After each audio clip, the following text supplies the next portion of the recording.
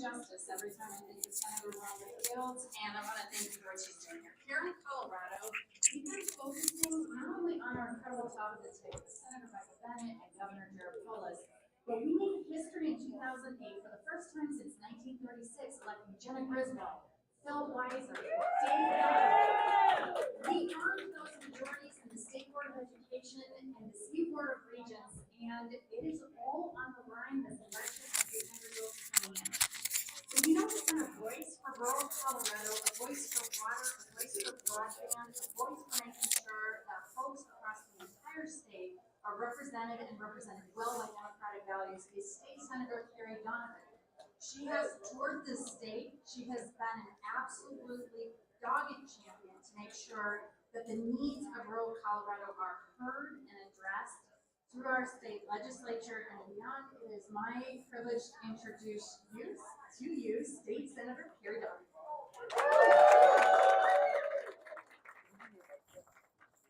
Happy election night, Colorado Democrats! Well, please don't say to the left-hand side of the room, because boy, do we need to fill this room. So I know you can hear my voice out in the hallway. Come on in. It is a celebration night for us, and let's make sure we're doing it together. So my birthday is October 17th, which is often time when the ballots are first dropped in the mail. And one of my favorite parts of the year has become GOTV. That is the time where we start fighting door to door to share our message about what we think the future of Colorado looks like. And let me tell you a story, a tale of two terms. When I got into the Senate in 2014 with the incredible leadership of Morgan Carroll, I served in the minority of the Senate. And we fought day after day to share the message of a progressive party. And what does being progressive mean? It means we talk about what could be. Right? That's what progressive means. We talk about what could become in Colorado. Not today, but what tomorrow will look like. And it was an absolute joy for 4 years to fight in the minority, to share what our message was and what we thought could Colorado be. And then we got in the majority in the state Senate. And then we had all three, and it was remarkable. Yes, it was hard. And then, when we got to talk about what we saw and turn that into law, it was special days, day after day, week after week. We moved on climate change. We protected public lands. We did equal pay. We passed criminal justice reform. Reproductive rights. I mean, shout the issue that we have been needing to pass in the law, and we did that because we had the House, we had the Senate, and we had the governor. And what was also important while we had those three chambers, and that's what it takes to take law, we also had a Secretary of State to fight to make sure that everyone could vote. We had a treasurer who was making sure that those values were expressed in that office as well. And up and down the ballot, we saw Democrats taking that progressive message and turning it into action on the ground and make Colorado better year after year. So here we are, election night. Oh my God, it's so exciting. And because we're Democrats, we believe in making sure every vote's counted. Because we're Democrats, we know that Colorado is accessible, fair, and free elections. And because we're Democrats, we know that across the county tonight, we have hard-working clerks making sure that those ballots, that every citizen who has a right to vote, that one of the most sacred American values, is processing the ballot, making sure that those little ovals that we all filled in are translated into a statement of values about Colorado. What a remarkable thing that I think we don't often think about what that actually means, right? We sit at our kitchen table because we're in Colorado. We can register on the day of today because we're in Colorado. We get to sit with that amazing blue book because we're in Colorado. And we get to sit here tonight as people who share these progressive values and wait for these results to roll in and see what it actually means. If you signed up to texting, if you signed up to knock doors, if you ran for office, oh my God, thank you. however you participated in democracy this year, today is the night where we get to see that all come to fruition. And what a blessing and joy that is. So, thank you all for being here tonight. Thank you for making sure that Colorado is this incredible, wonderful state. We're from Grand Junction to Lyle, from Carroll Colonies to Trinidad, from Sterling to Durango, from Meeker to Pueblo. We're all capturing all these voices from Pueblo and God, we always do that. We mention Pueblo twice, don't we? It's because Meeker Garcia trained us well. Anyways, thank you, friends. Tonight is election night, but our work does not stop here as we watch these results settle in. Winner, if we are victorious or if we fall short, we know that tonight is a night where we celebrate democracy. Those, thank you for being a Democrat. Thank you for being here.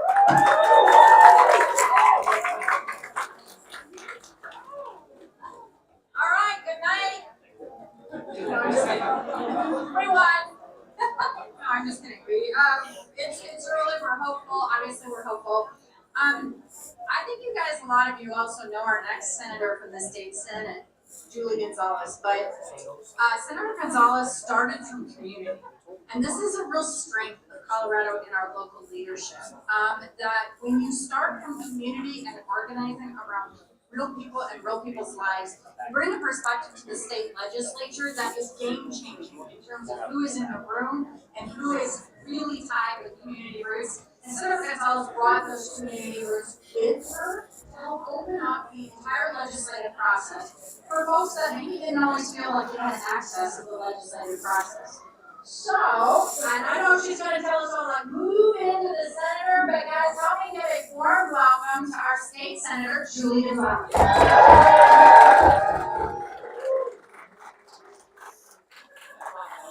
Colorado, how y'all doing tonight? One more time, y'all. Colorado, how y'all doing tonight? My name is Julie Gonzalez. What a joy to represent Northwest and downtown Denver in the Colorado State Senate. Y'all, we are here tonight because we have put in the work. How many of y'all convinced one other person to turn in their ballot? Make some noise. How many of y'all convinced 5 other people to turn in their ballot? Make some noise. The work that we do is to multiply, to organize, and to build power. Because we know that majorities matter, and we know that majorities matter because we can then make the concrete policies happen that make lasting impact in everyday people's lives. Whether we're talking about protecting our air, land, and water, whether we're talking about protecting the rights of immigrants, of the marginalized, whether we're talking about ensuring that every Coloradan can live with dignity and respect and live in a community where they work and thrive. Y'all, those are democratic values, and those democratic values are Colorado values. What a joy to be able to knock doors, to remind folks about what's at stake in this election across the state.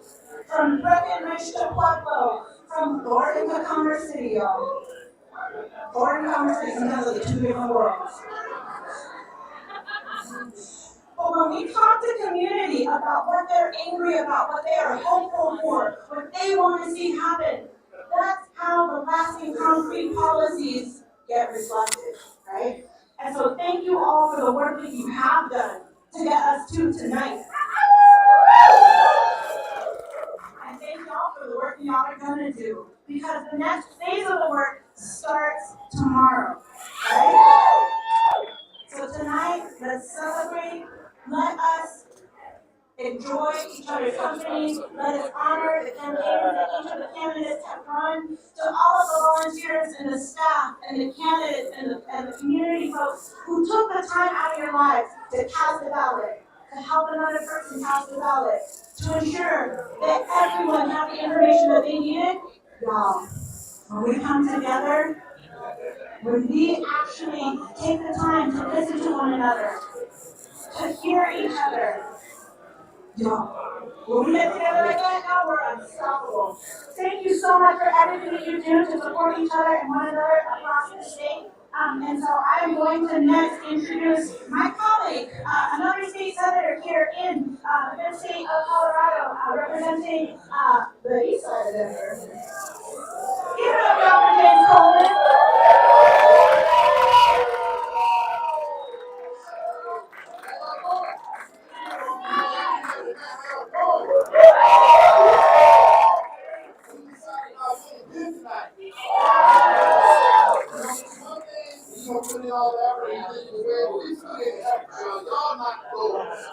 Y'all make phone calls. Y'all raise money. Y'all got out and make sure that the things are after us, the matter the community, were elevated. Give yourselves a round of applause. We haven't crossed the finish line yet. We're going to continue doing the work. I just want to say more than anything else, thank you. Because we get up here, we get a chance to be on stage, but at the end of the day, the power lies with the people. We wouldn't be in these positions unless you elected us, and because you did the work to make sure that we get the right folks in office then, do the same work to make sure we get the right folks in office now. So thank you so much for your work. I want to give a shout out really quickly to somebody super special in the room. She's gonna hate this, but I want you all to give her some love. Miss Anna Jo Haynes, right here. She's been fighting for generations to make sure that we have a great base to start at. You know, in Colorado, we now have a department that is specifically dedicated to early childhood education because of her work and the work of the legislature. Let's give it up for Anna Torres. And I'm talking about this so quick because in our party, we care about everybody, and particularly, we care about the least of these, the people who need help the most. Do you know that the base salary for a teacher in Denver Public Schools is $50,000, and the person who's incarcerated right now in the state of Colorado, one person, it costs us the same amount of money for a person to be incarcerated. 50% of the people who are incarcerated in Colorado will get out and go back in 3 to 6 months. We worked on policy this year to increase minimum wage for folks who are incarcerated so when they get out, they have a job and they can transition back to the workforce. It's not work that we do at that level, but also the work that Anna Jo Haynes does to make sure that we never have to go to those places. So thank you so much for the work you do. We're honored to have a diversity in the room. If you look around this room, I don't know what it looks like in other rooms. I imagine that it doesn't look as diverse as this group. But when you look around, this is not just what the Democratic Party looks like. This is what America looks like. This is what Colorado looks like. It's a diversity of people, diversity of thought. And we couldn't be anywhere else. We couldn't be anywhere else than with you all tonight. So I just want to say thank you. Thank you for supporting us to get this far. And y'all, we got so much more work to do. The job's not done. People still need housing. People still need health care. People are still unjustly incarcerated. Our kids still need a good education. Colorado is a place where we get things done. And Colorado is a place, no matter who you are, there's a place here for you. So I'm grateful to be able to serve with my colleagues, but particularly, I'm grateful to be able to serve with an individual who is going to be the second in history, African-American woman, to be elected to the CU. Yeah, I feel like Obama. Regent. Did you say black? Black. Well, she is somebody who has lived the experience that many of us have. She is somebody that being in the position that she's about to take on is going to not only increase diversity, but increase opportunity. She is somebody who has been through, who has served, who has worked, who has done the work, and is more than deserving. She's not just going to be the best black, she's going to be the best person, period, for the job. And I'm excited about she's doing it. Help me welcome Wanda James.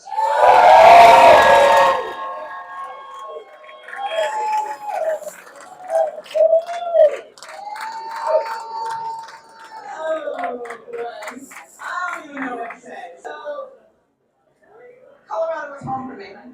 and I left after I graduated. Traveled the world, military officer. My husband brought me back to Colorado on my 20th year graduation from the University of Colorado Boulder. And we were in Boulder, and we were sitting on the Boulder Grotto, and my husband looked at me and he said, "Would you move back here?" I said, "Yeah, I would."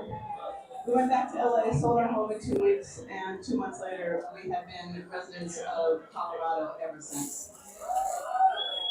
I have been in politics now for over 30 years. I have worked with some of the most amazing minds in politics, and I've always been on the other side, making campaigns work, helping with communications, making sure strategy is there. So these kind of speeches I have not given before, because this is the first time in my life that I have been elected to public office.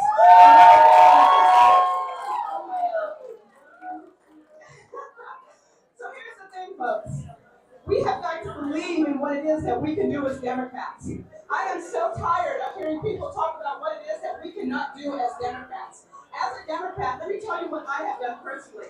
We have helped the end of the drug war. We have fought to keep people out of prison. We have fought to get people jobs. We have fought to help the minimum wage become higher. We have fought for unions to have people out. We have fought for education of all people.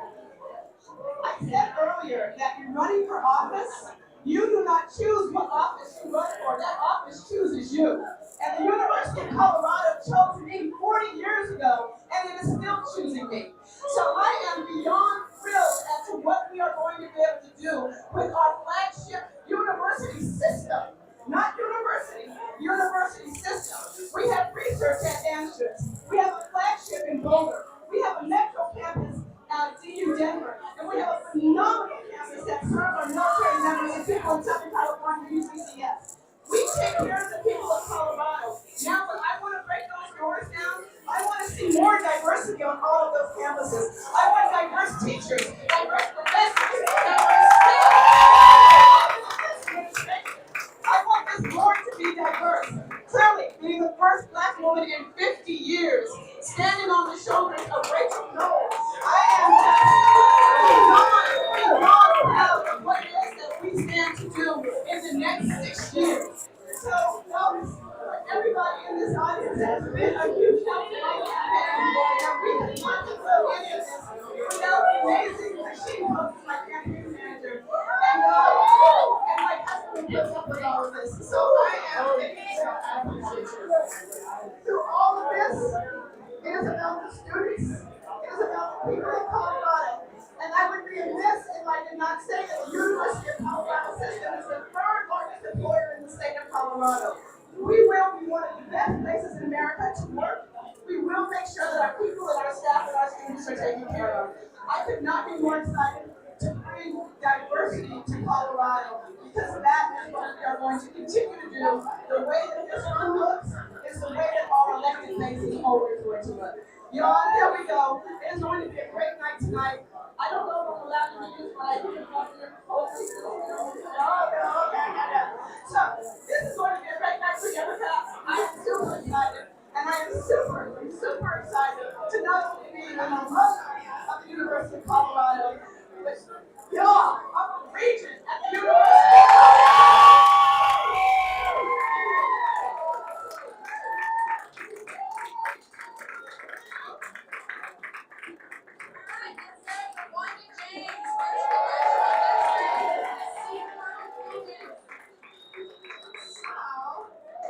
We have a special guest that's joining us that is trying to keep the sanity for the entire country, for the sake of the House, and has had no easy job of dealing with our counterparts in the Senate. Without any further ado, I want to introduce you to our Congresswoman for the 1st Congressional District. Please help me welcome Congresswoman Diana Dems.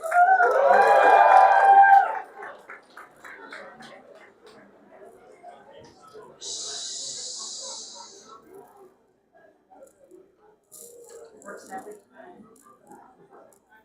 How proud are you to be Colorado Democrats?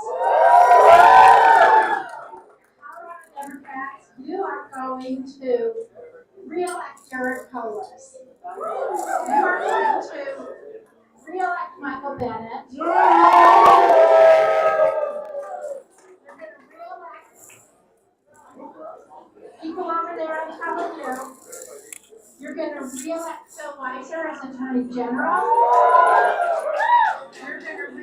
Jenna Griswold, you are going to re-elect the entire ballot, and you're going to keep the House and Senate. I want to thank you so much for re-electing me to my 14th term in the U.S. House of Representatives. And I'm going to tell you, I'm going to make the DeGette prediction right now. And the DeGette prediction right now, you're going to give me two new colleagues on the Democratic side of the aisle, Brittany Pedersen and Yadira Carballo. And they're going to help us keep the House Democratic. Guess what? The blue train goes right through Colorado. Yesterday, I was on the bus with all of the other electeds. Oh, excuse me, I forgot somebody, and I never like to forget him. Dave Young. We wouldn't have fiscal sanity if we didn't have Dave Young. So, I loved it. So you can see these returns nationwide. You can see the unrest of the nation. But Colorado leads the way, and we are all so proud to be Colorado Democrats. So I just want to talk about something, folks. Shh. This is what I want to say. The future of our democracy is really at stake. And tonight is just another step to keeping our democracy solid and to moving forward. Some of you know I'm the co-chair of the pro-choice caucus in the U.S. House of Representatives. And when the Dobbs decision came down, we didn't agonize, we organized. And guess what? Win, lose, or draw in the fall, or I guess it's the fall, win, lose, or draw next week when we go back, and in January when we go back, we are never giving up, we are never giving in. We are going to make sure that every American's health care is protected and everybody has the freedom that they deserve to have any health care they want, including abortions.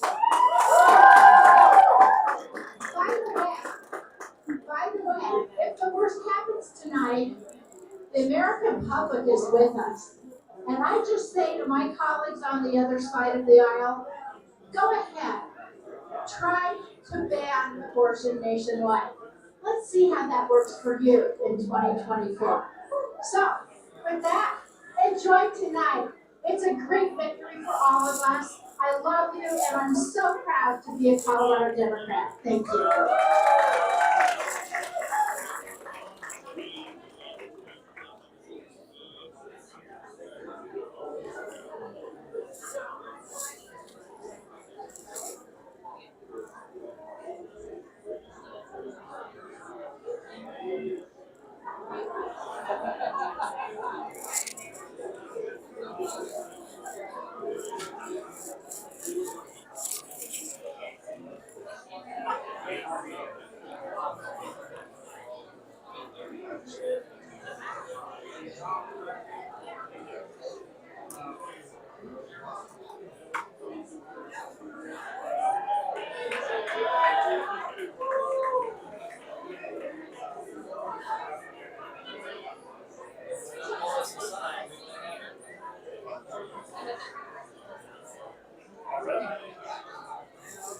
Switch batteries.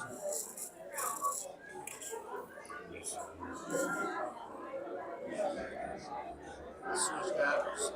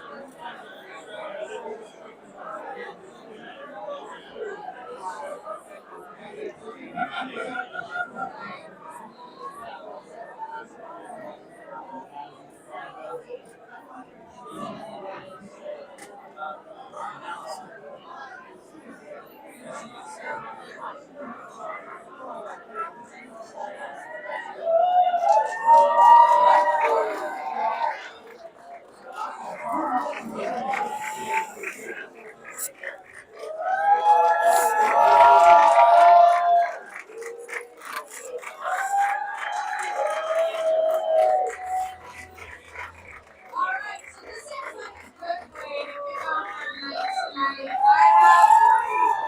Someone I want to introduce you to who has been an incredibly active partner in the Polis administration, someone who's also served in the state legislature.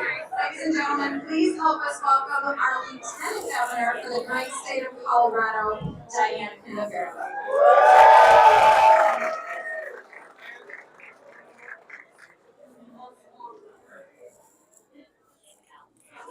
Well, good evening, everybody. It's an exciting night. So, good evening, Colorado. I just want to let you know that the race has officially been called for Governor of Colorado.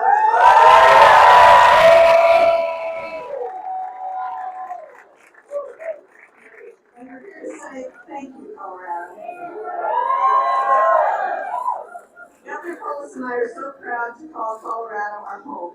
It's hard to believe that it was just 4 years ago that the people put their trust in Governor Polis and me to lead this incredible state. I'm proud of the progress we've made together. I'm proud of how the Polis Primavera administration has put the needs of Coloradoans above all else every step of the way. We came into the office with a bold, positive vision, and together we've made real progress delivering on that vision. Seeing our governor in action over the past 4 years, I've seen firsthand that he's smart, he's caring, and determined leader who's serious about problem solving. He's exactly who we need in this moment to lead us to brighter days ahead. And tonight, we see clearly that the people of Colorado agree. Colorado, we couldn't be more thankful for trusting us to keep getting the job done for 4 4 more years.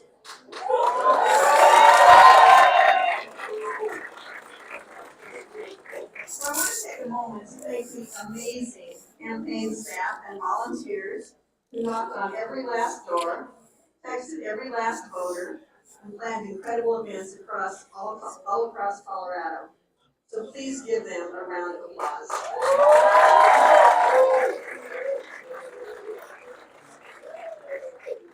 I'd also like to thank our wonderful cabinet and incredible staff in the governor's and lieutenant governor's office who worked really hard over these past 4 years to help us reach our goals.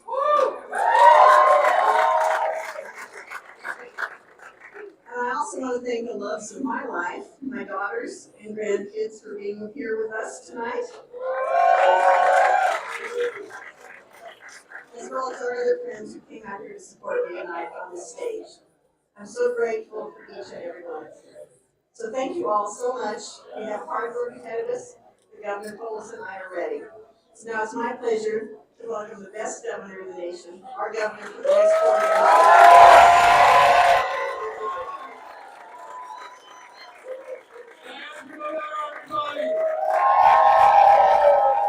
Thank you to our lieutenant governors and team. Tonight, we prove once again what a special place Colorado is. A place where we truly value decency and hard work, where we fight for our freedoms and we strive to ensure that every single person has the opportunity to succeed and get ahead. Truly, a Colorado for all, where there's a room and a place for everybody to be themselves.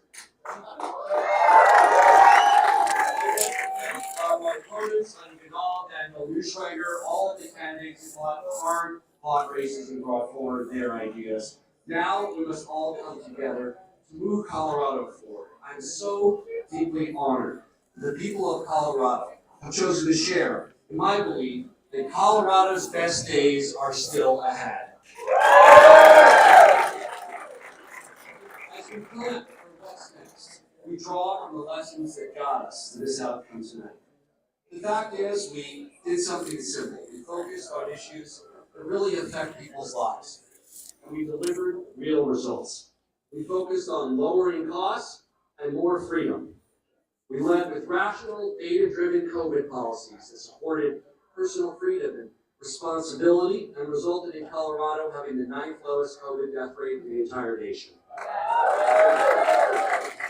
We created free full-day kindergarten and universal preschool, which launches next fall. Not only important for every child, regardless of their background or where they live or who they are, to get a strong start, but it also saves families $5,000 a year, and that's what folks need right now. We got major commitments on getting to 80% renewable energy by 2030, and we're on track for 100% renewable energy by 2040 in the great state of Colorado. We delivered on the largest property tax cut for homeowners and businesses in the history of Colorado, and 2 cuts to the state income tax. And we also ended state taxes on Social Security income, ended sales tax on diapers, and we did a lot more to save people money. In fact, for my State of the State address, I sang 50 ways to save you money with credit to Paul Simon. We delivered over 100 ways to save you money, and we are hard at work to get even more done soon. And in many ways, most important, we protected people's freedom, something we celebrate in Colorado. Free to love who you love, free to decide your own family's future, and our amazing great state of Colorado, and a Colorado for all. But you see, Colorado, we offer something truly special. The idea that your choices belong to you and no one else. Our solutions are never based on whether they come from the left or the right or the middle or up or down, but whether they solve problems and make life better for Coloradans. And we celebrate good ideas from all perspectives to save people money and make our state an even more amazing place.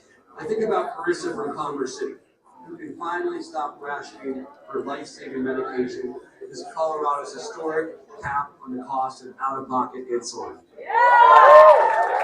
And Julie and Aaron, like so many parents, who are saving thousands of dollars a year thanks to free full-day kindergarten for every child.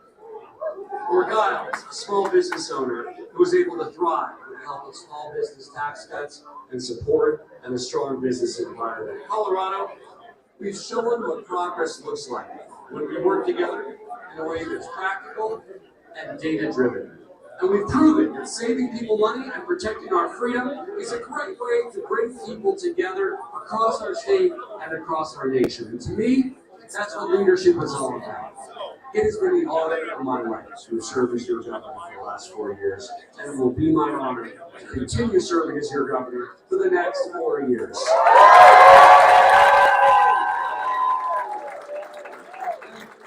And whether you're voting for me or not, I will work as hard as I possibly can on behalf of you and your family, and I'll never stop fighting for a better future for the state that I love. And you can always rest assured that I will always do what's right for Colorado. We know we have more challenges ahead, and we're going to work together to face them. We're going to use every tool that we have to save people money on education, community college and college, healthcare, housing. We need more affordable opportunities to live near where jobs are, for purchase and for rent, so that your hard work creates the opportunity to build an even greater life for you and your family in our state, because we are the best state to live, to work, to raise a family and retire, and we're going to work hard every day to make Colorado an even more amazing place. We're going to continue to make our communities safer by investing in law enforcement and preventing crime before it happens. We're going to continue to aggressively tackle clean air and climate change, preparing for drought and wildfires while creating good paying jobs and making Colorado a safer place for everyone. As we take on this work, I couldn't ask for a better partner than our Lieutenant Governor, Diane Rivera.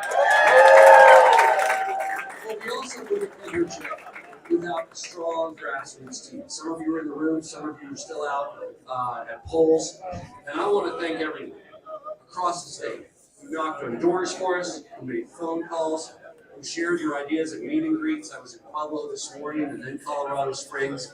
Great reception. And I also owe a huge thanks to the members of my cabinet and our amazing staff. Many of you were here from the Capitol office and the campaign. Let's give our team a great round.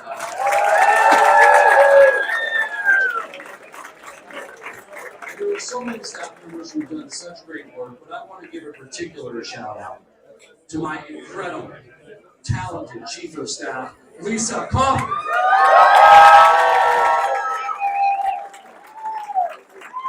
With so many contributions over the years, I'm honestly not sure where she sleeps, and I wouldn't be where I am today without you, so thank you.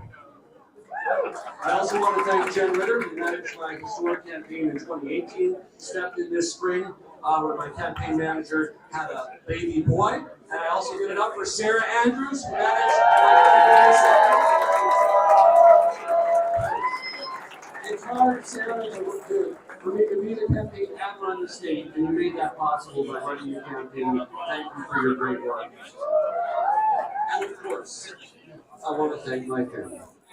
My parents, my sister and brother, our amazing kids, and Colorado is so fortunate to have our wonderful first gentleman, Marlon Reese.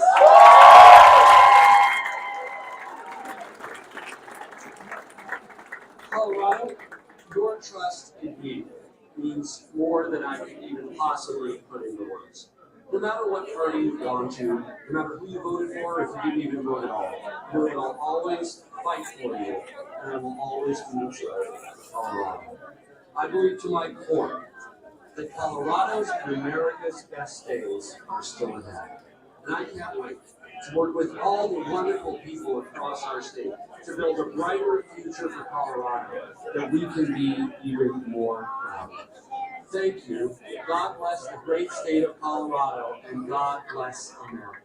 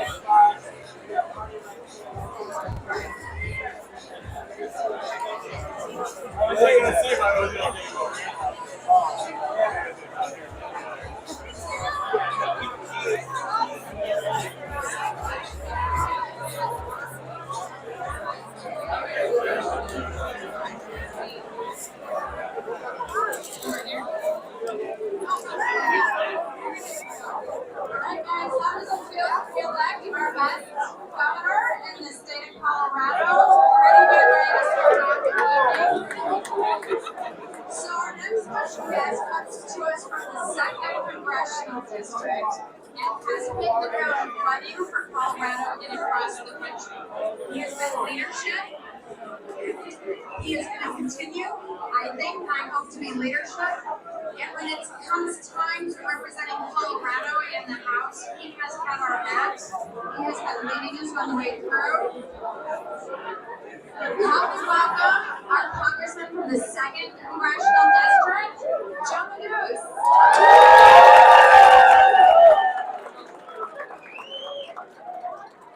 Good evening, Colorado Democrats. Everybody's feeling good. I want to say this. 4 years ago, I was elected to my first term to represent the 2nd Congressional District of the greatest state in the United States of America, and to have the responsibility to fill the very large shoes, those blue sneakers that you've seen on television the last couple of months, left by my predecessor, then Congressman Jared Polis, who now is our governor and with Colorado re-elected for that session. I could not be more proud of our state than I am tonight as I think about the decision that the voters of our state have made in giving Jason Crow another term in Congress, in giving Diana again another term in Congress, and in re-electing me to my third term in Congress, representing the great state of Colorado. And by the way, I don't know if you heard, but NBC News is called to race for our state's senior senator, Michael Bennett.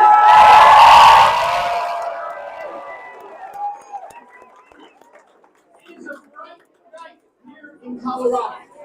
The question before the voters was whether they could choose hope over fear, rationality, logic, kindness, decency, those core American and Colorado values. And it is clear that the answer for Coloradans tonight is a resounding yes. Now look, it's going to be a long night. We're waiting to hear more about races across the country. But I'm an eternal optimist. I have hope. I don't know if you've been reading your Twitter scrolls or watching TV television tonight, but a lot of people said that Abigail Spanberger wouldn't win in Virginia, and she proved the critics wrong. A lot of people said that my friend Ted Magaziner, a young new member of Congress in Rhode Island, wouldn't win, but he proved them wrong. And in Carroll, just an hour ago, the people of that great state elected the third African-American governor in the history of the United States of America. So, not this year. To everyone here, the volunteers, the activists, so many Coloradans across our state who have worked so hard for the outcomes that we have secured this evening. Keep hope. Keep the faith. Stay optimistic.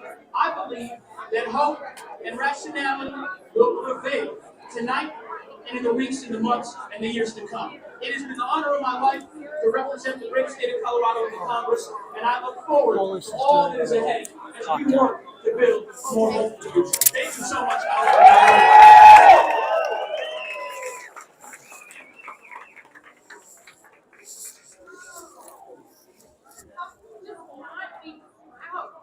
Of our state and our elected officials in the If state. you want to like adjust the camera. I prefer them because it's very difficult to put all things and this camera is connected As important as these for national them races to have been, Okay. we're really going to be teeing up for a lot of very critical municipal and school board races coming up next year. And so every level of office affects our life. It's my privilege to introduce one of our school board members for the Denver School Board, Tay Anderson. Hello, Colorado Democrats. How are you doing tonight? Oh, y'all sound like the Republicans tonight. How are y'all doing tonight, Democrats?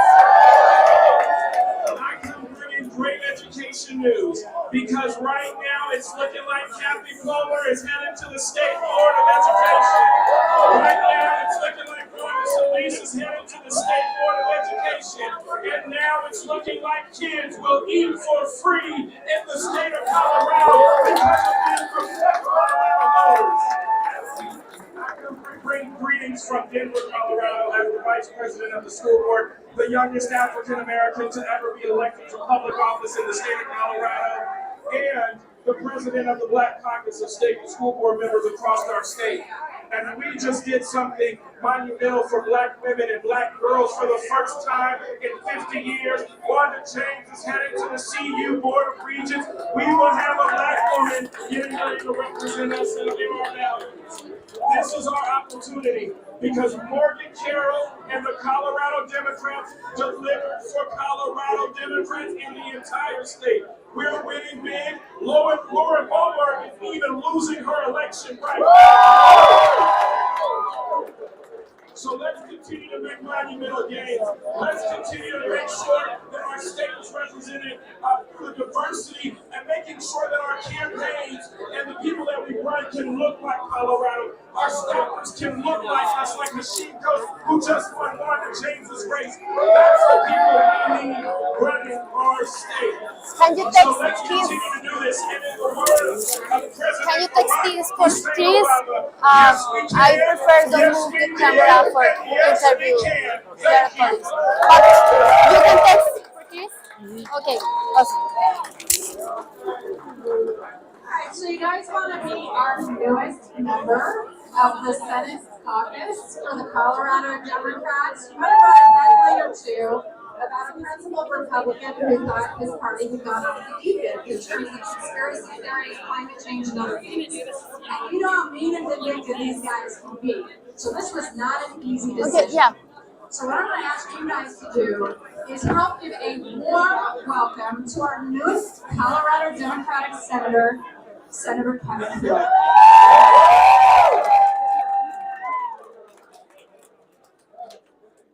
Thank you so much. It's been really great the last few months being part of the Democratic Party here in Colorado and helping candidates, especially in Adams County and Jefferson County. I'm very hopeful that we will have, there will be at least 20 of us in the Senate, so we can go to work for the people of the state of Colorado and fix things and solve problems like all the voters have asked me for years. So again, thank you for being so warm and kind, and I think we're going to have a great night. Thanks again.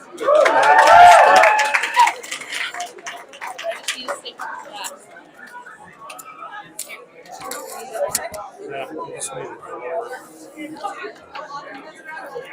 Should be good now. Can you give me a shot too? Probably not. That's fine. For you. Maybe just one.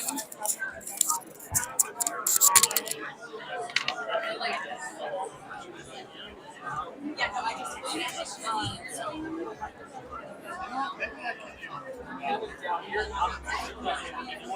oh, yeah.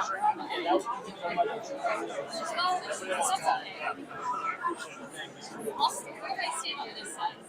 I'll just hold it that way.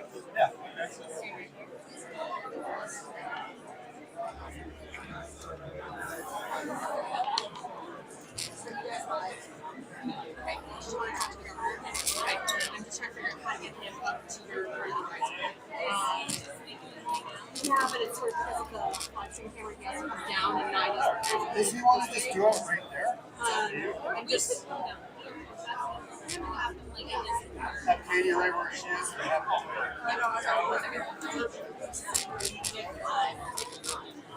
yeah, we'll see if it works out. Because we're at the end anyway. You can just step down. Yeah, That's okay.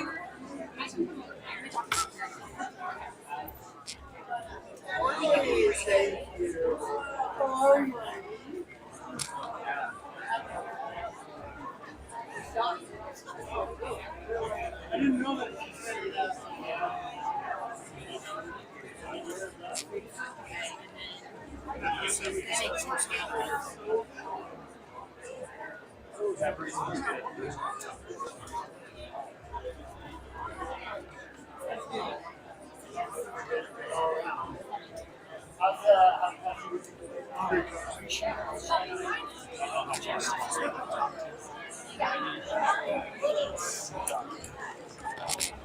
Step over your step.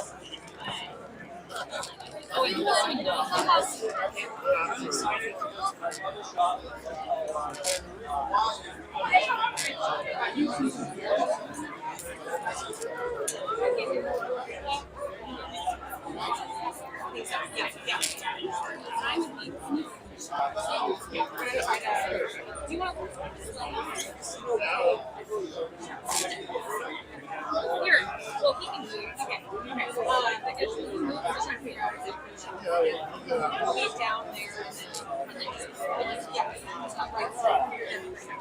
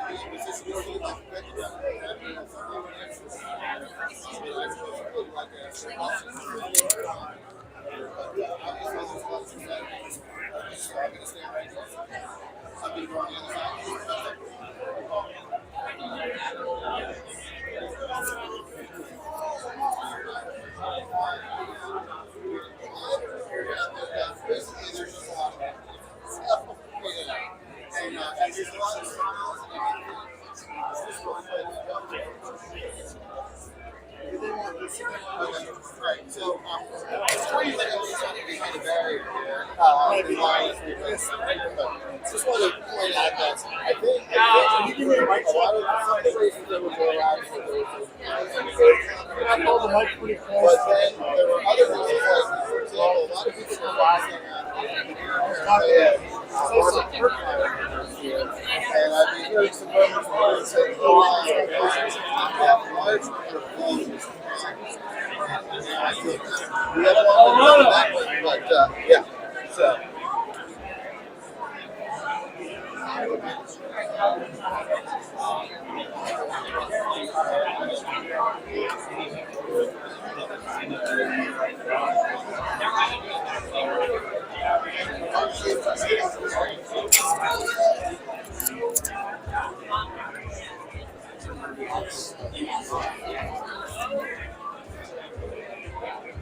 Ryan, it's good to hear your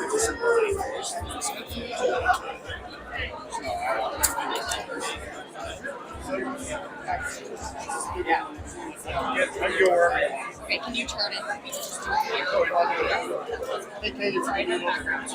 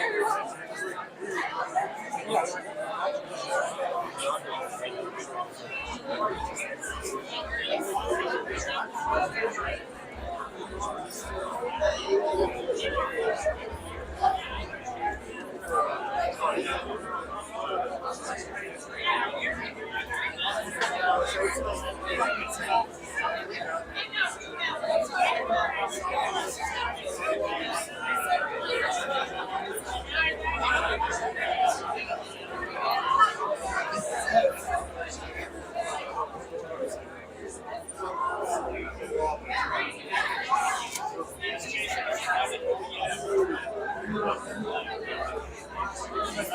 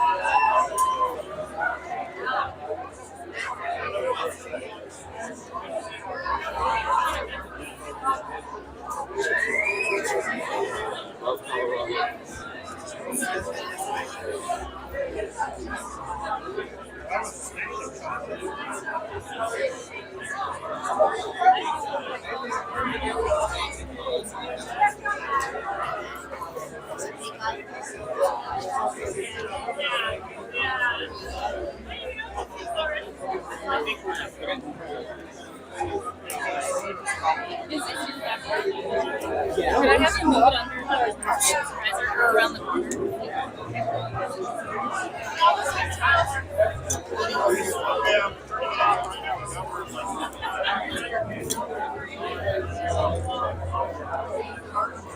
Thank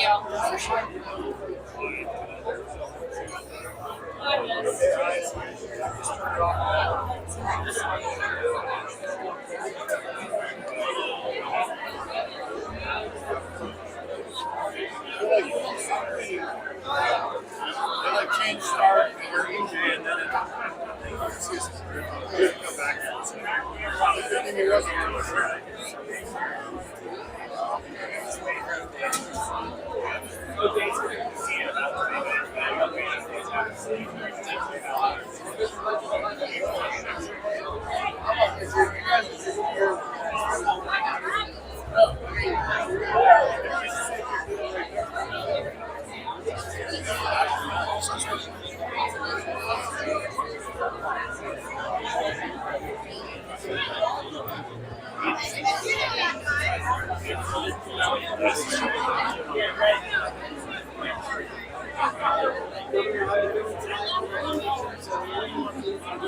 I'm excited. I started the morning at 12 in Colorado Springs. We did great in Southern Colorado. It's we have a very positive vision for Colorado flow. No matter where you live, no matter who you are, you can live your best life in our place.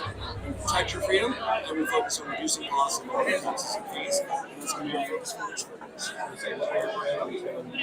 You know, you look at the big costs that we face healthcare and housing. So we've got to make progress on those two. And we've got to do more to make Colorado one of the safest states in the country. And that's law enforcement.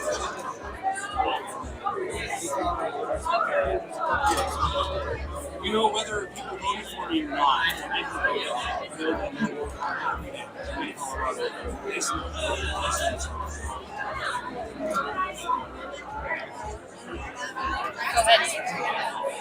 Let me grab you real quick, right at this camera here.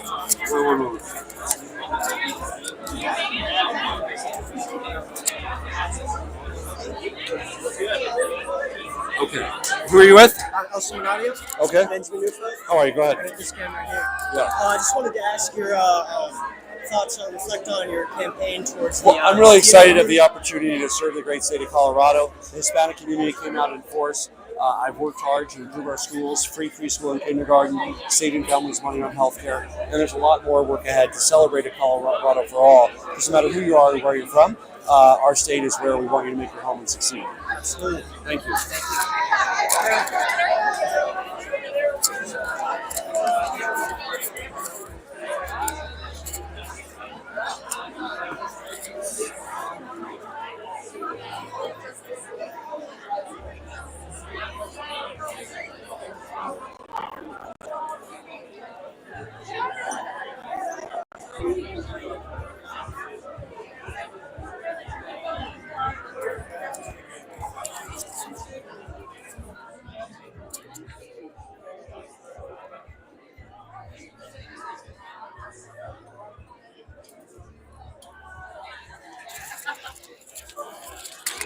Give you ours if you want. Andy's playing Andy's playing for you. Was Andy in the shot? No. That was so weird. Could we?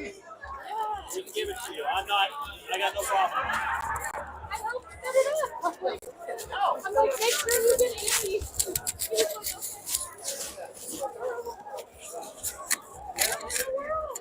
like, I've got the card. okay. Yeah. Was there like a question? Was he bothered with you? He was definitely rushed. He was definitely like, he was like on his phone, grabbed the mic. I said like Hispanic, and he was like, well, I'm really honored to serve the Hispanic community. And I was like, okay. And then he went out of there. You know what?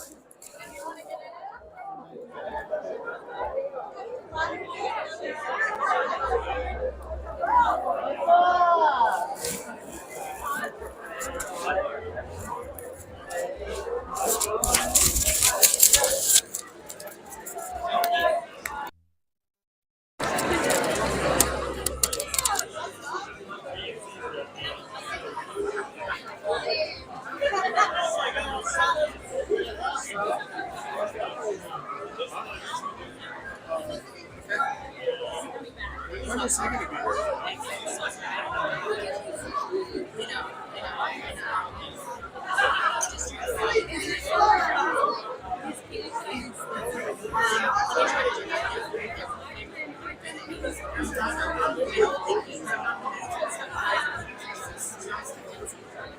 Thank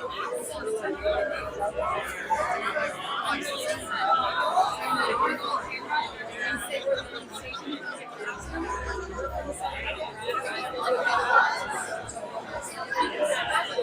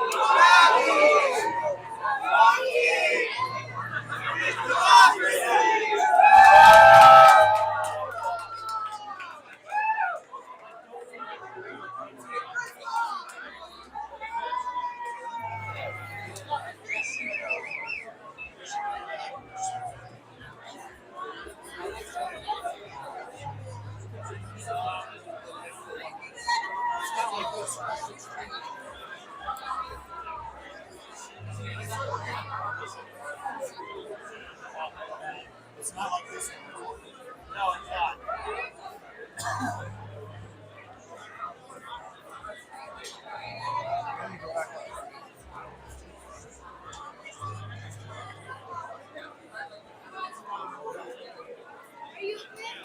Alright, guys, having a good night? So we've got a great lineup of folks for you to continue to hear from, but I want to take a chance for you to meet our senator who's not on the ballot this cycle, but who helped Colorado last time get that narrowest of majorities for the Democrats in the United States Senate. Folks, will you help us welcome our U.S. Senator, John Hickenlooper.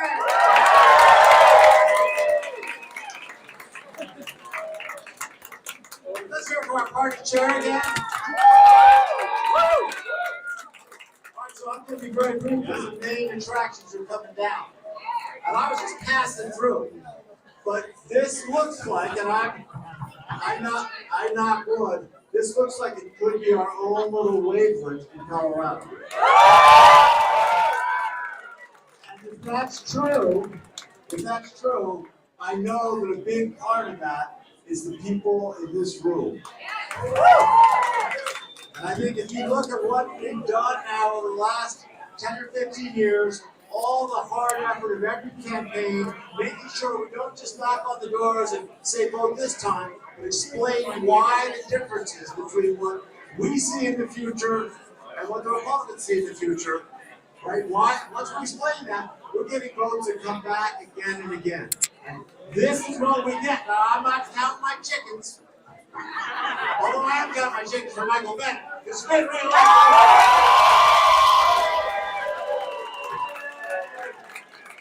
So I'm still out there holding hope. People say, no, the Carroll's not going to be able to win. She's still in it, right?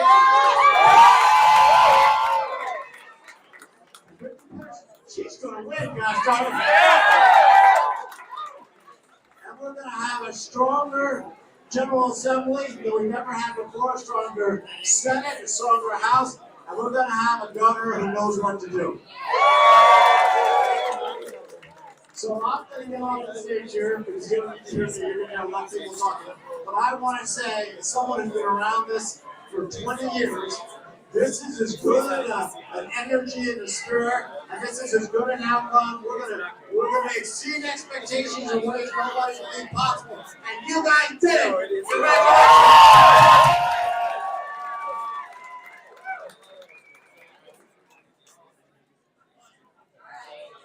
So, was telling you we got an amazing lineup for you guys tonight. I'm not going to step on anybody else's announcement, but I think we have a lot to be excited about. To hear from our U.S. Senator, Michael Bennett. Can you guys help us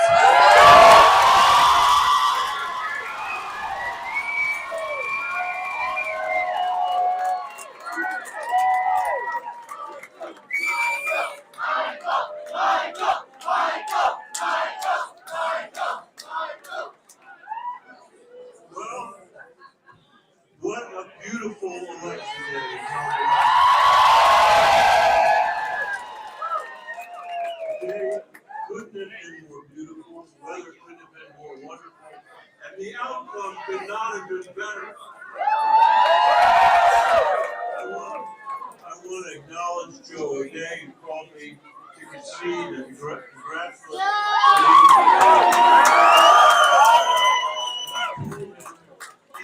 He said, I hope you do what's right for the state of Colorado. And I said, that's all I ever want to do.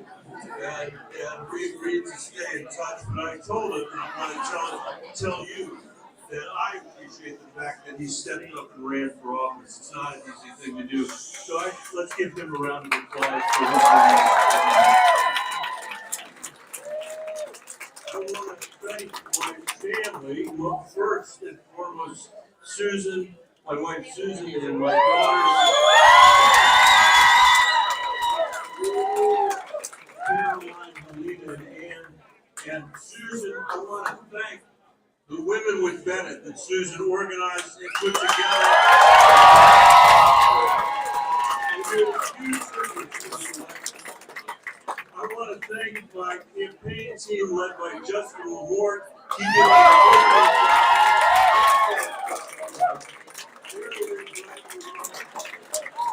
if you're looking for a campaign manager, that's the guy that you want.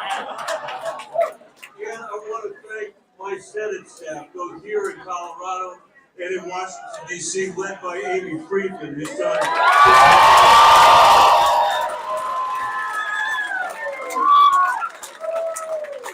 And I want to thank the volunteers on this campaign who worked tirelessly up to 7 o'clock this evening to make sure we got the result that we knew Colorado could deliver.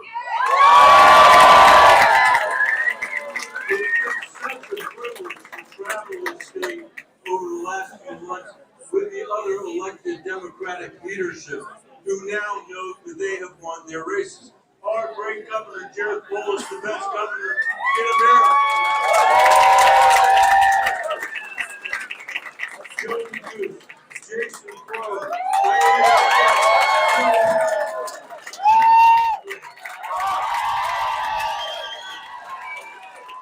we're still waiting to hear Dave Young's treasurer seat called, but I am absolutely sure he's going to come through. Brittany Pedersen and CDC.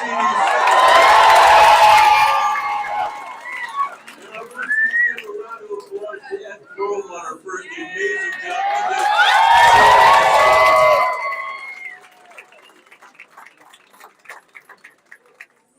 We're still waiting to see whether Yadira is going to win, but when I came down here, she was ahead. It's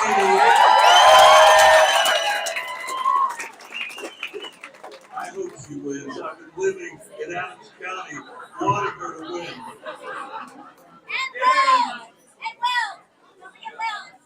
In Weld County. Thank you. And she's doing well. She's doing well in Weld County. And then Adams ahead in the third season.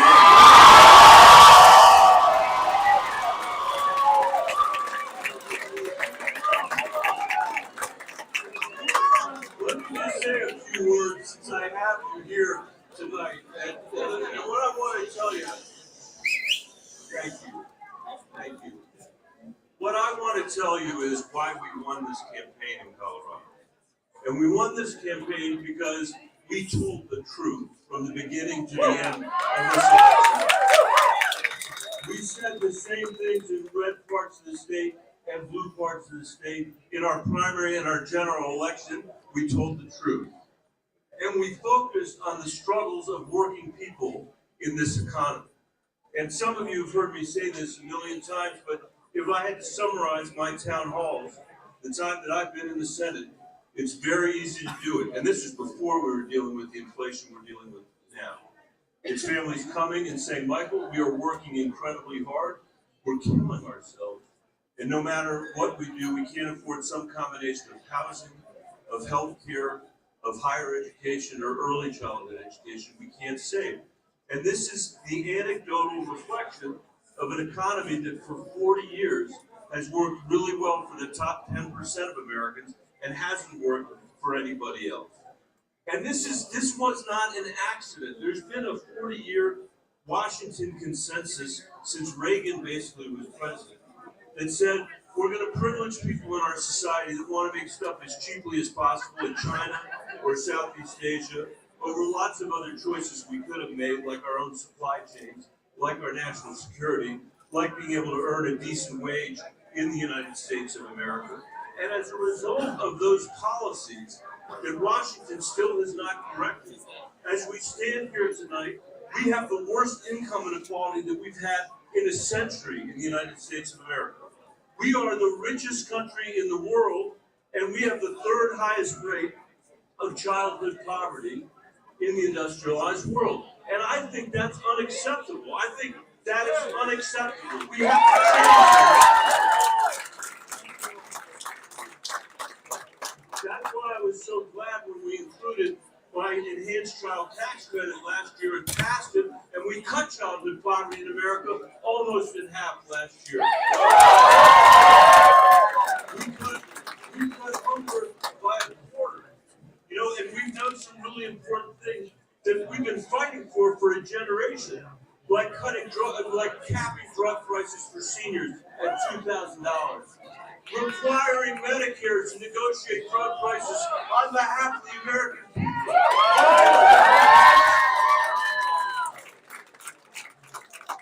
And passing a climate and energy bill that's going to be able to reduce costs in this country.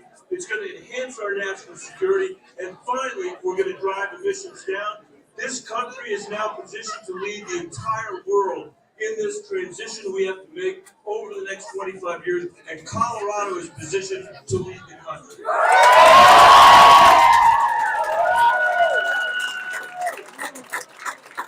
But we've got to do more. I want to go back there to end childhood poverty.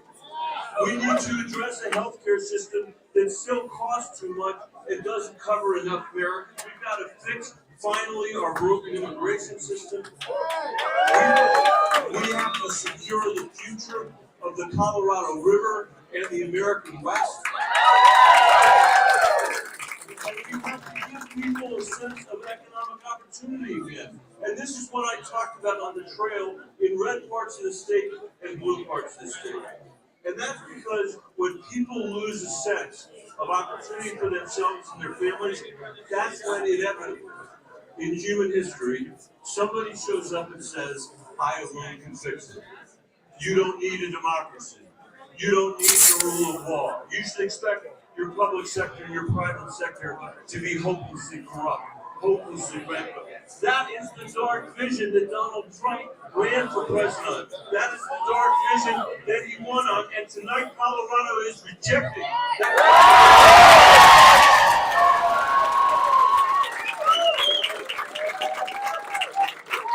And we don't have a minute to lose, Colorado, because damage has already been done, because Donald Trump got elected under those circumstances, and he appointed 3 right-wing judges to the Supreme Court, and they stripped us of our first constitutional freedom, our first constitutional right since Reconstruction. And we cannot let the Supreme Court be the last word on a woman's right to choose. We can't do that.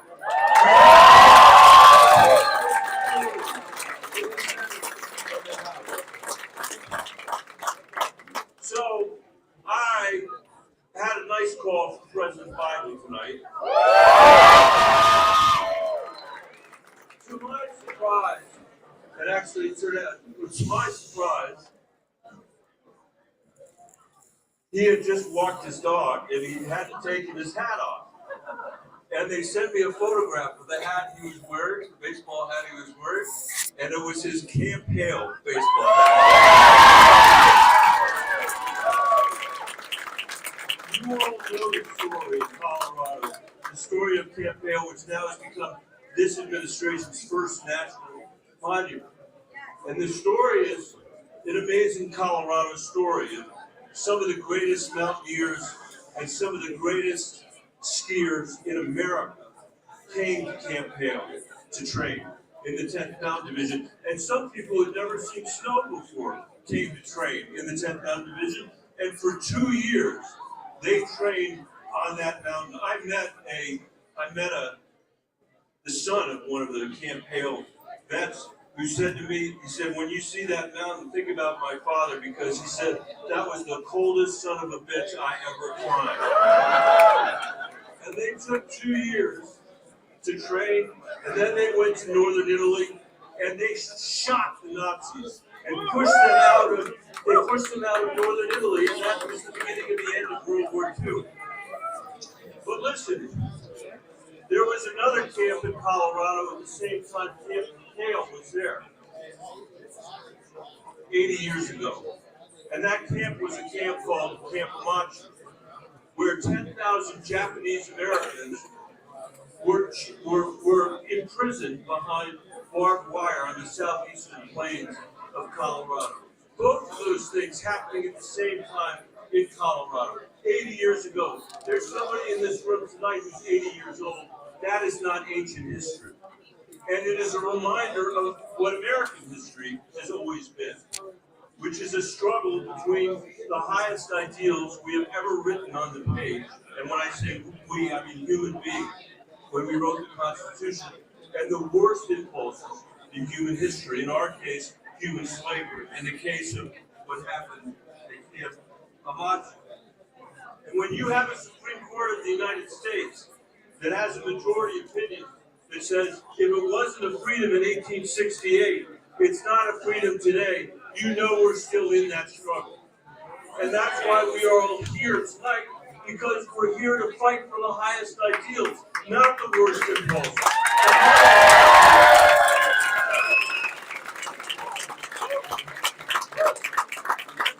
And when politicians that actually know better run on the big lie, you know the struggle is still in front of them.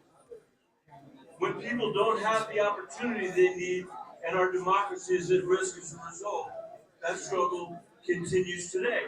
But now we know what I have always known, which is where Colorado stands. Colorado stands for our highest ideals. We stand for opportunity. We stand for democracy. We're an economy that grows for everybody, not just the people at the very top. And that's the future we can build together. And it's not going to be easy, but that's no reason to give up. We've never given up. It's a reason to roll up our sleeves and go to work, to keep working, to keep pushing. Because this is a fight worth having. It is a fight we have to win. And I want you to know, Colorado, I will be with you every single step of the way.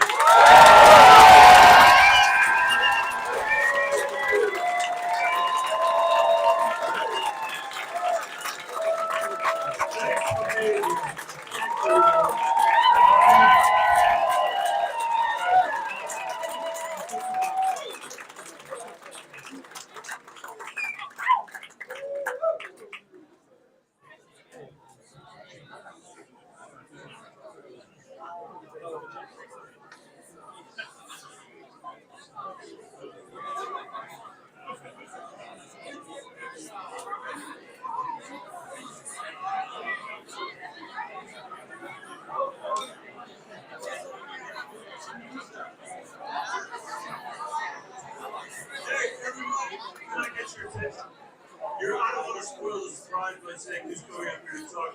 I do want you to put your hands together for a round of applause for our incredible party chair, Morgan Carroll, and the work she has done over the past years. We couldn't have done any of this without Morgan.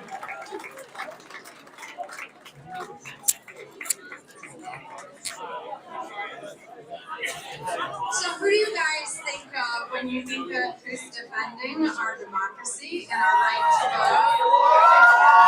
It's not a trick question. Who do you think, besides just whether the strangest of conspiracy theories, you would never think it would be such a hard road to toe just to simply stand up for our right to vote in our system? So I'm going to let you help guess who our next speaker is. But as we are thinking about the rights we have in Colorado, and who's showing the country how to do voting right, please help us welcome our best Secretary of State.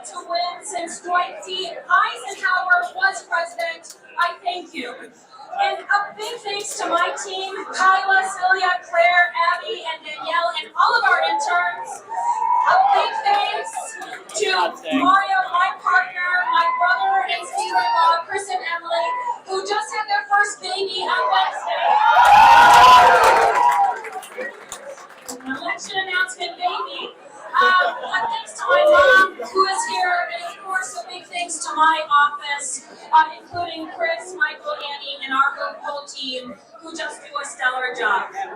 I'd also like to take a moment to thank my opponent, Pam Anderson, for her many years of service to the state of Colorado. She deserves a round of applause. Pam has been a dedicated public servant who helped many states during the pandemic access needed resources to run elections. So thank you, Pam. Now, tonight is a victory, but it is just another step towards building a stronger democracy. It's already easier and safer in Colorado than when I took office 4 years ago to vote. In my first term, I led the largest democracy reform package in the nation, opening up access and increasing election security.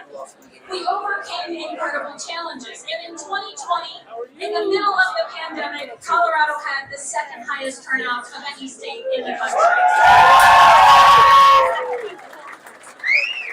Through it all, we have ensured that each and every eligible Coloradan has access to the ballot box, regardless of party affiliation, income, or zip code.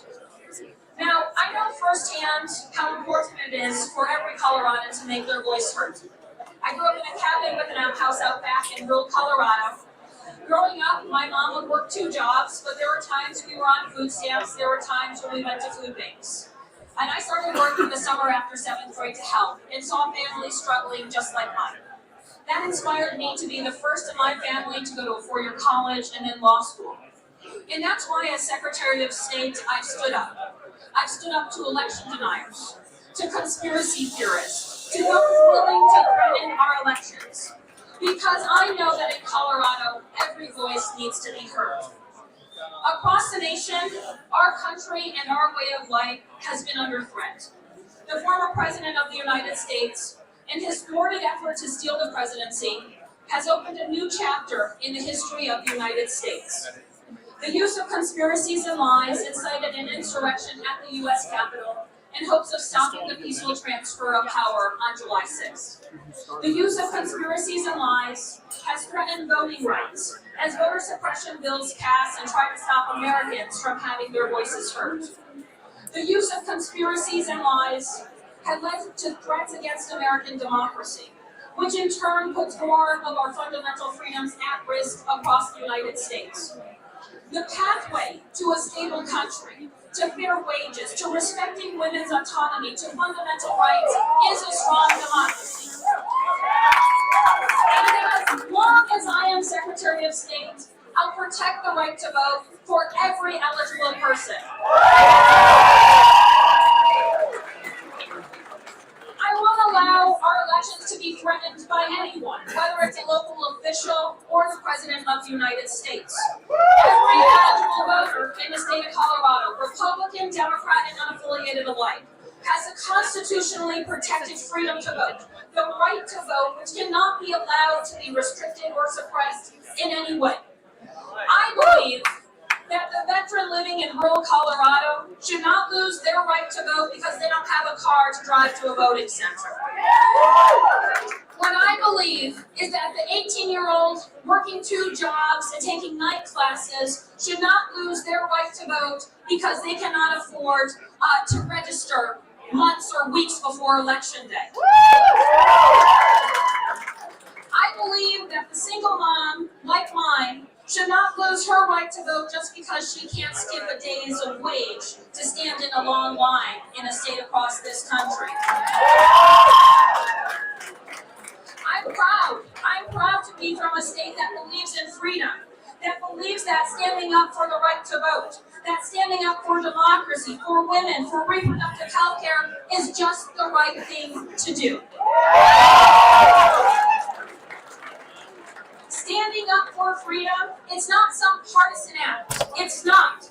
It's about respecting people, our fellow citizens, in their pursuit of their own happiness. It's American to stand up for freedoms, and every one of us should do that always. Every single one of us.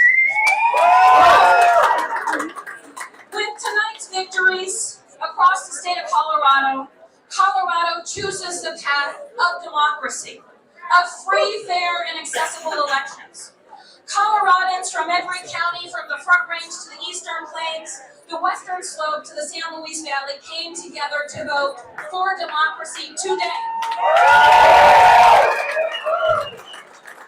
And we must stand together, not Republicans versus Democrats, but as Coloradans, as Americans, to reject extremism and ensure our government is working for every single one of us. In my next term, we will continue to protect and expand every Coloradan's right to vote. We will push back on the election conspiracies that threaten our nation, and we will continue to make Colorado's elections the gold standard in America.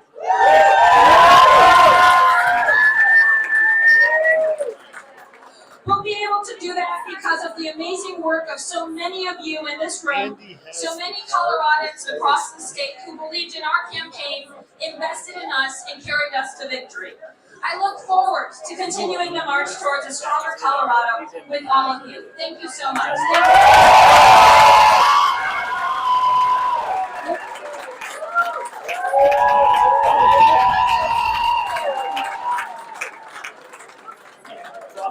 You guys have something. All right, let's hear it for our Secretary of State, Janet Griswold. Thank you for that. So it wasn't that long ago when Colorado's 6th Congressional District was held by Mike Hoffman and in Republican hands. And over the course of his time in there, Congressman Carroll has shown us what sort of leadership is about. And when he came out of redistricting, one of his first questions was what he could do for the team. Thank you. It's an exciting day. It is an exciting day. So, here's a little secret here. Karen told me about the pinkies. If everyone just hold up your little pinkies, this tells me that you're like listening and ready to have some fun with recognizing our next speaker that's growing up. Thank you guys. Help me welcome our congressman from the 6th Congressional District, Jason Carroll.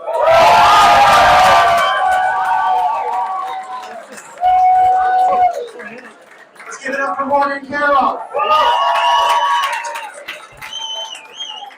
We did it! Thank you to the people of CD6 for sending me back for a third term in the United States Congress. It has been the honor of my life to represent the people of CD6 in Colorado in the United States Congress. Thank you to the staff, to the campaign staff, to the coordinated staff for putting everything on the line. Blood, sweat, and tears to get the job done. Let's give it up for the staff and the organizers. Thank you to my wonderful family, my children, my friends here tonight for being my rock, my support, being there through thick and thin, and really just being there all the time through very, very tumultuous circumstances. Listen, it's been a challenging 4 years. There's no doubt about that. I never in a million years could have imagined what we would have been through 4 years ago. From pandemics, economic downturns, to insurrections, to wars. The things that have been thrown at us over and over again. It's hard to believe. But here's the deal. And can I have your attention back? Here's the deal. I've been thinking a lot about the nature of hope and the work that we've been called to do over the last 4+ years. And after the Dobbs decision came out, I went to the foot of the state capitol and I listened to some speakers at a rally. And there was a young woman who got up and spoke about the nature of hope. And what she said is that hope is not an emotion and it's not a feeling. But hope is a choice. It's something that you decide to have. It's an action that you decide to do. And that got me thinking about those before us that were encountered with the decision that we've been faced. Whether to have hope or not. It got me thinking about the history of our nation. And in the back there, I need your attention.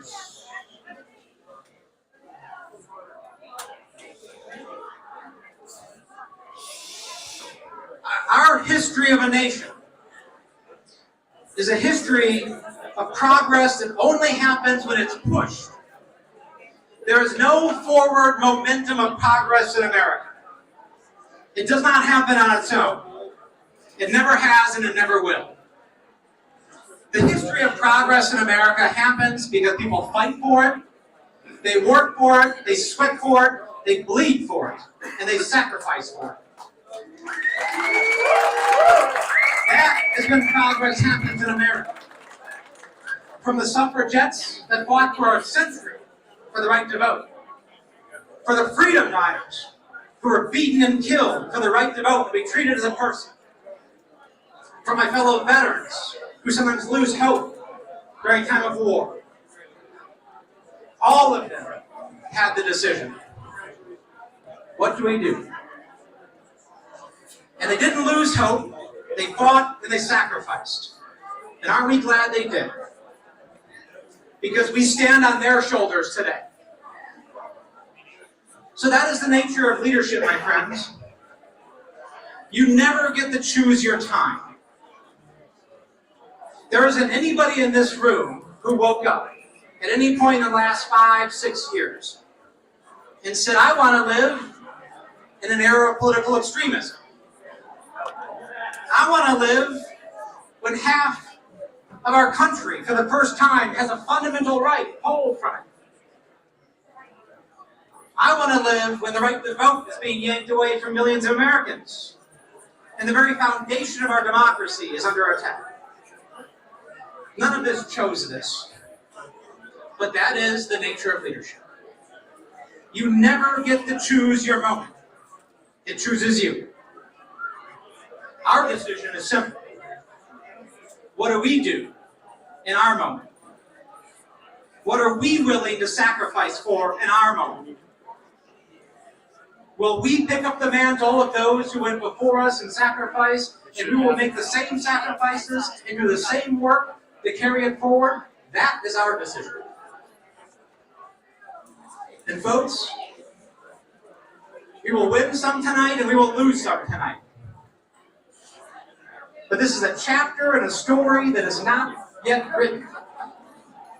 We are writing it every day with our work, with our decisions, with our decision to fight and to sacrifice.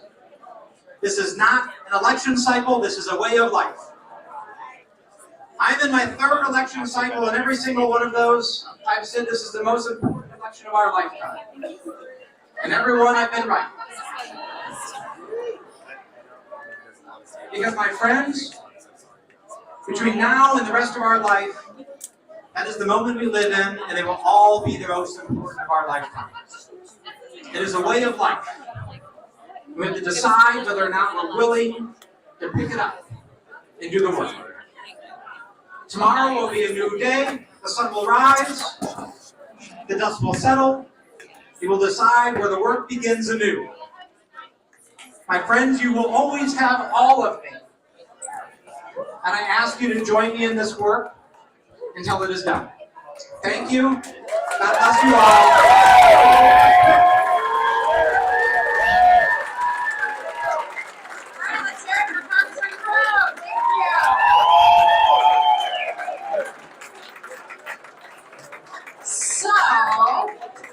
One of those rarely won seats in Colorado has been won and won again this evening by none other than our state treasurer, Dave Young.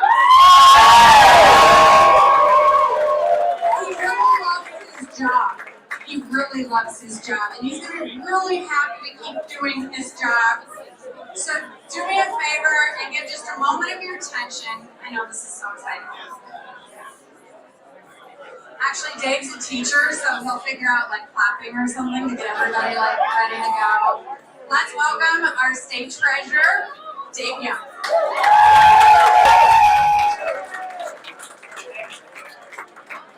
Morgan, thank you for the excellent job you've done. What an excellent job the Colorado Democratic Party has done supporting all of us. So thank you for the hard work. Karen, thank you as well. And my deputy treasurer, Eric Rothaus, is here. He said, take a moment, take a deep breath, and savor the moment. And I am going to do that right now because this is a hard-fought battle. But I want to thank so many of you. I look around this room that have pulled for me all the way along, and I particularly want to thank the voters because, you know, amazingly, you win elections because people vote for you. What about my wife, Mary, is a state representative in Greeley, Mariana. And we are both running at the same time, and it's been a tough slog. But the last word I heard as the first gentleman of House District 50 is that she's winning her race as well. And I wouldn't have been here at this place without a great team behind me. I want to thank Greg Hughes and Chris Griswold and Bethany and Tanya for all the work they did to support the effort. And particularly, I want to thank Porter Bennett, my campaign manager, who was under the weather and can't be here tonight, but I know he's listening. And Porter, thank you for the great work that you've done all the way along. The Treasury team that I work with and the staff I work with at the Treasury is the best in the nation. And Eric Rothaus, Liam Martin Riley, Sheena, Cotty, we have a great team that actually supports all of us in the Treasury, and I want to thank them all for the hard work that they do. So we have great Democratic candidates up and down the ballot, but right before I walked up on stage, I did receive a call from Lang Sias, who was my opponent in this race, and I want to congratulate Lang. He called me, was very gracious, he congratulated me. I've worked with Lang, he is a quality person. He ran a quality race, and I'm very appreciative of the fact that we kept this race positive all the way through and talked about policy and what's good for the state of Colorado. And speaking of which, I'm excited to continue the work that we started over the last 4 years, and I'm looking forward to continuing the Climate Small Business Loan Program. I'm anxious for the start of the Colorado Secure Savings Program that will provide 1 million people a pathway to save for retirement. My goal is to lift everyone up in the state. Doesn't matter where you live, what part of the state you're in, doesn't matter what party you are a part of. Everybody in the state needs to be lifted up because I want a state that can thrive, not just survive. And so in the next term, I'm going to be working on those things, and I'm going to be working on infrastructure. Because, you know, that's so exciting. I get huge applause whenever I'm talking about that. But treasurers should look out into the future. I'm looking at 20, 30, 40 years in the future. I want this state to be the best it can be. I want Colorado to be number one in the nation and number one in the world. And we can do it if we work together. Thank you so much for your support. Let's go for the next 4 years.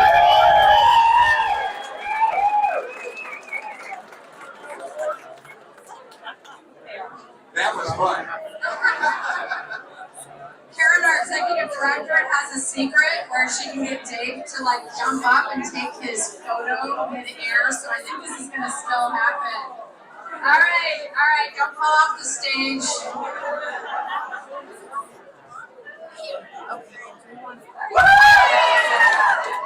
Alright, that's our victory jump right there.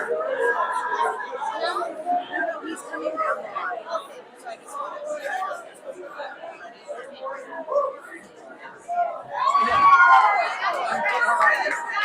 Alright, guys.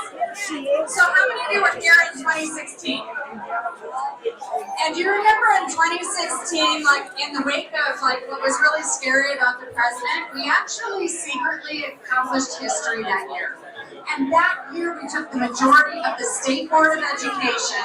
And the majority of the State Board of Education is as dire as it has ever been. There's weirdos after all kinds of stuff on our public schools, and we really needed this majority. But it was Rebecca McClellan in the 6th District that helped us make history and take the 6th District for the State Board of Education. Folks, help me welcome State Board Member Rebecca McClellan.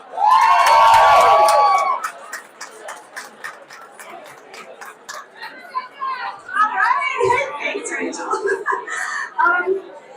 Colorado Dems, good evening. My name is Rebecca McClellan. I represent the 6th Congressional District on the Colorado State Board of Education, or as we like to say, the most important race you've never heard of. But it's really vital. If you don't want to see Colorado's academic standards replaced by something called American pride, if you want to see our Colorado academic standards include the contributions of people from diverse groups, including LGBTQ people, you should care about a Democratic majority on the Colorado State Board of Education. And I'm very excited tonight. There are still votes to be counted, but it is looking great for us to keep our Democratic majority on the Colorado State Board of Education. In a little bit, I think you'll hear from Kathy Palmer, our at-large statewide candidate. She's one of the hardest working campaigners in the state of Colorado this year, and I'm so excited that I think I'm able to serve with her. Also, I want to thank Joseph Shelton for running a very important race in Colorado Springs and holding feet to the fire. Thank you, Joseph, for running a good race. I also want to say the night is young, and we keep hitting refresh to see if Rhonda Solis is going to be joining us. Fingers and toes crossed for Rhonda Solis in the 8th Congressional District. We need her too. I just want to say that I'm especially proud to continue the work of expanding academic excellence and opportunity for every Colorado student. I want to thank my husband Jim behind me. And he's been a huge supporter, and the entire coalition that helped to make this possible. Democrats, if you carried the Democratic slate, can I tell you thank you from the bottom of my heart for carrying the Democratic slate. It makes a huge difference in these down ballot races. And I also want to thank Molly Lamar for putting herself out there, and I want to assure her supporters and her voters that my commitment to academic excellence and opportunity for every Colorado student will be steadfast and continue. Thank you so much, and I hope to be serving you for the next 6 years. It's looking great. Thanks, Colorado Dems.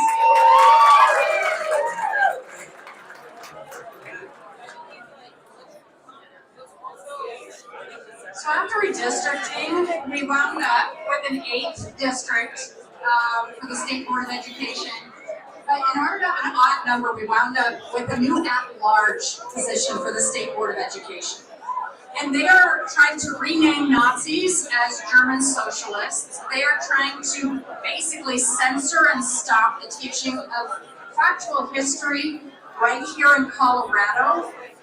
The seat right now that lets me tell you that the future of our education in this state is in safe hands was our candidate, Kathy Palmer, State Board of Education at large. Welcome and thank Kathy.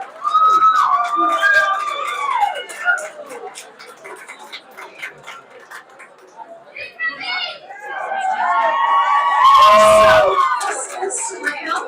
I am truly honored and humbled to be elected by the people of Colorado to be the State Board of Education Director at large. I know our kids are our most important thing we have, and our public schools are critical to make sure they get the future they deserve, and that's why I'm so excited to serve on the State Board of Education. I want to make sure every child, no matter their income, their zip code, their race, their ethnicity, their ability or disability, gets that education that prepares them for whatever future they want. And it's so critical and important, and we have a lot of work to do. I'm going to be a fighter and make sure that we fight for our kids to get an education that talks about all the amazing contributions of so many people that have been left out of our history. African Americans, Native Americans, Latinos, LGBTQ folks, we have to make sure our kids learn the diversity of our culture, our complex history, that they become critical thinkers, and that they lead us till tomorrow. That's what it's going to take for all of us to be the society that we want, is to have great public schools. So I couldn't be more excited to be taking this on. So when I decided to run, I really didn't grasp what it meant to run statewide. But I have loved meeting so many incredible people. There are people with amazing hearts doing community work across our state that's benefiting kids and people who are in need. And I love to meet all of them, and I want to partner with all of them as members. My office was not well known. My favorite one on the campaign trail was I was running for the most important seat no one had ever heard of. But we're here and we did it.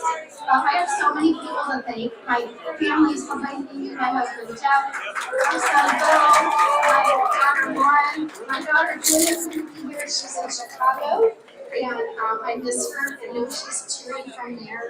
I also want to thank my small but mighty campaign team, Jack Johnson and Elise Nelson are here. Andrew Short was a great help. Alana Spiegel. This is the person who talked me into running and got me into this, and has been with me every step of the way. So thank you, Alana. She's a sweet Regent, and couldn't have done it without her. I've had a great team of women leaders. Leslie Smith, Lisa Escarstiga, Carla Esser, Kathy Gephardt, Tina Marquis, Lori Albright, Yvonne Radford, Shad Morrow also helped, and then teachers. Callie's here from AFT, Amy Mata-Owner and CK, and Case, the first time in years. They haven't made any endorsements, they endorsed in this race. So I had the support of the education folks. And then Morgan, Carroll, and Karen, and Howard Cho, the Democrats all pulled together. And it was fantastic. I got to ride on the bus with all the great leaders who have already announced, and they were a team. So everybody lifted each other up, which is the Democratic way. So thank you all. I'm super excited to take this opportunity, and I will work with everyone and lift up the students that need it the most. And we've got to do all we can for our kids.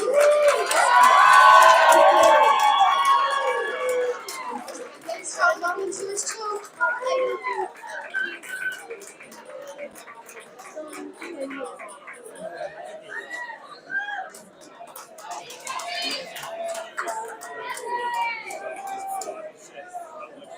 Every time I hear Kathy speak, it makes me feel good knowing that she's going to be involved in our schools, with our kids, with parents.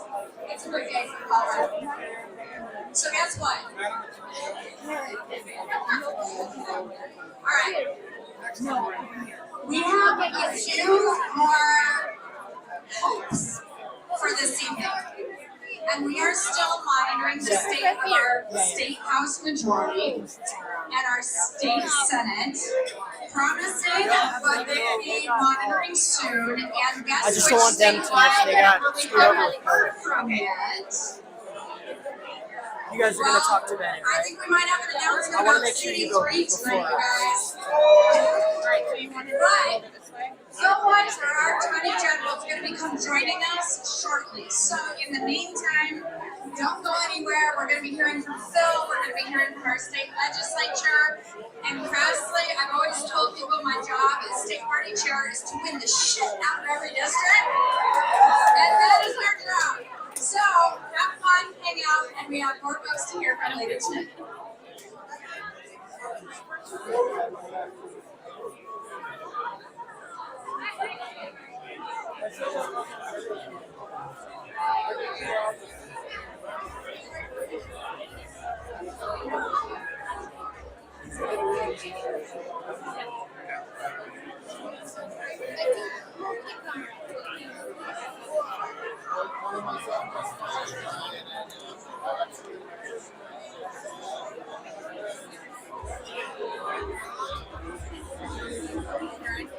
Just two questions. And you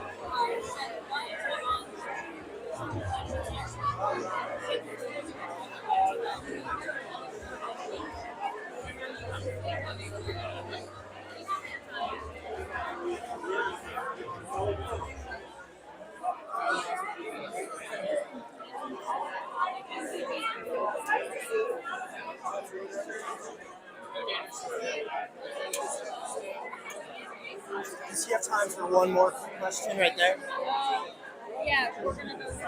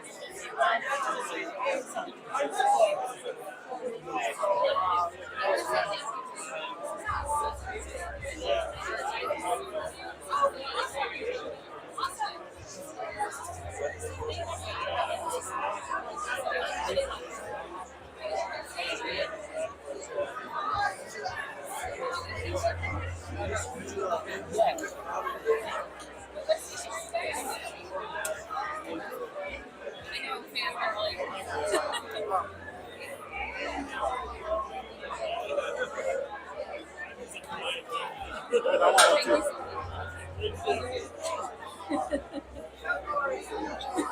you guys. Anything you need. How's it going? I'm with El Audio. We're a Hispanic surveying newspaper. Yeah, so do you have if you just want to do like a quick comment on serving the Latino community as you move forward? English or Spanish? Either one. Okay, I can try Spanish. Okay. And then is this camera or is this? Yeah, we're live streaming. Okay, is it live streaming right now? So yes. Well, she's in charge of that, not me. But. Pero pues gracias a toda la comunidad latina por elegirme por el segundo término como secretaria del Estado. Y pues voy a continuar protegiendo el derecho a votar en el Estado de Colorado. All right. Okay. I don't speak Spanish, but I'm sure that was great. Okay. Thank you for your time. Yeah, thank you. And, Okay, thanks.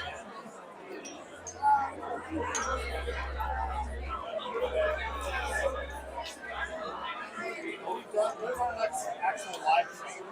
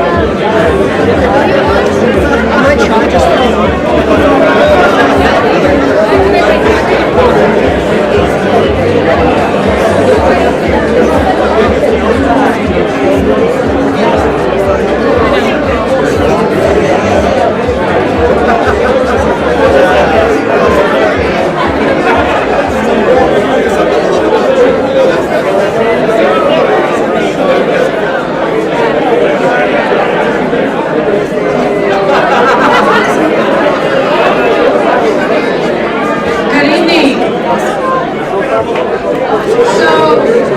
when we have rights, constitutional rights, that are at risk from the state Supreme Court, and we have people that would erode and weaken our rights across the state and across the country, every right, workers' rights, environment, voting rights, our air quality, making sure consumers are not getting price gouged in the middle of a pandemic. We have had an attorney general that has sued on behalf of the people, who has delivered and won on behalf of the people, and at a time when our rights could not be under greater attack, we have a bigger champion for attorney general than we could have ever hoped for. Help me welcome our attorney general of the state of Colorado,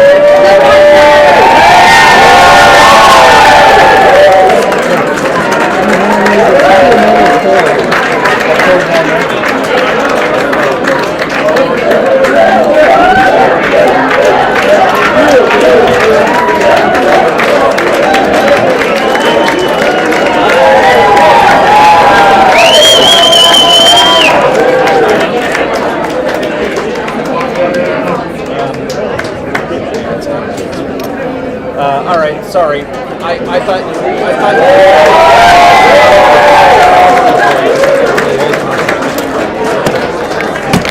Sorry about that. Thank you, Colorado. I'll let you go after that. I stand before you filled with gratitude. I wondered what that was about. Yeah. Appreciation for all of you who've invested so much into helping us make this journey a reality. From the bottom of my heart to all of you, I truly appreciate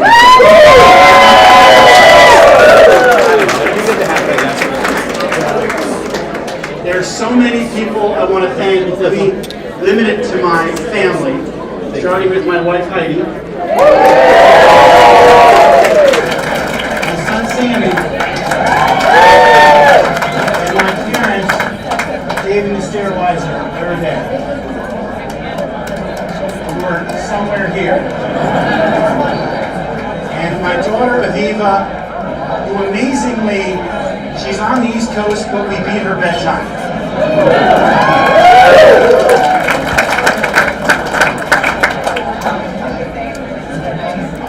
My family story, as you know, is one of hope and optimism. My mom was born in a Nazi concentration camp on April 13, 1945. And 1 week later, she was liberated by the U.S. Army.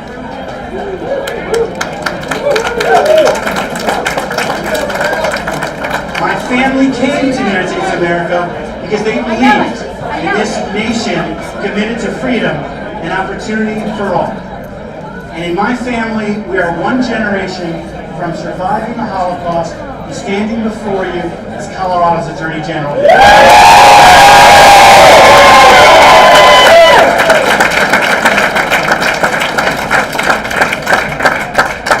I often think about my grandmother's resilience during these challenging times.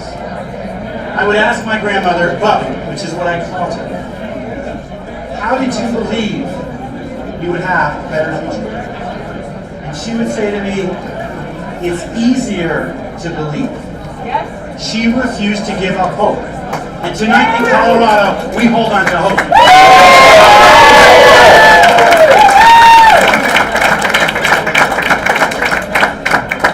Colorado, as we know well, is truly a special state. I spoke recently to John Kellner, and I thanked him for his commitment to the rule of law and democracy and the will of the people. We in Colorado should not take for granted that we had two candidates for Attorney General who accepted the results of the 2020 presidential election.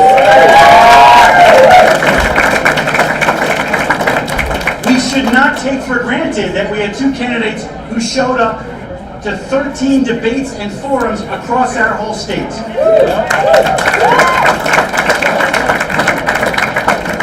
We know that our democracy is facing great strain, and in Colorado, we can and we must be a beacon for our nation. Just last week, we lost a friend of mine, a friend of many of ours, Minority Leader Hugh McKee. We will honor Hugh in a couple days, and it's worth remembering how he represented what is best about Colorado: a commitment to problem solving, a kind spirit, and someone who built authentic relationships. As I continue to lead, I will hold on to Hugh's memory as a blessing. I am grateful that my Republican predecessor, Attorney General Cynthia Kaufman, supported me in this journey.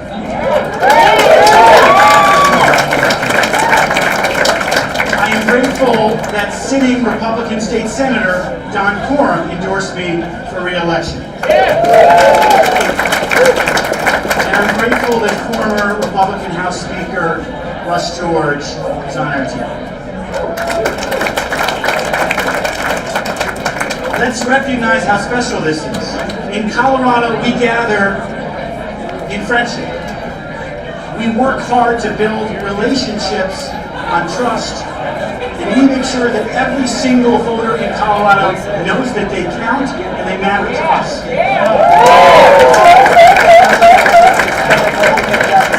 When Ken Salazar first talked to me about running, he said, "Phil, you've got to go to every single county. You've got to ask for their vote." And then my family accompanied me as I did that for re-election. I did that as Attorney General, and in my re-election, we got donations from individuals in all 64 counties.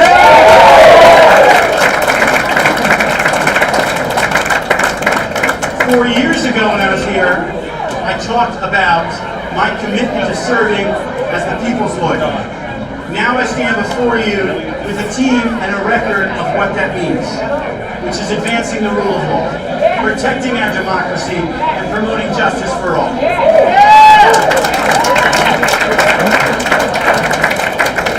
We have more work to do in a second term. As we do this work, we will keep in mind that Colorado's goal is to be a beacon for our nation, a government of the people, by the people, and say it with me, for the people. That's what Abraham Lincoln said. That rings true today. And as we do this work to perfect our union, it's important we do it without demonizing others, without ever condescending to others, and without ever forgetting all the people who are experiencing trauma and challenges that we can lift up. As it says in Scripture, we are not obligated to complete the work, but we are not free to desist from doing our part.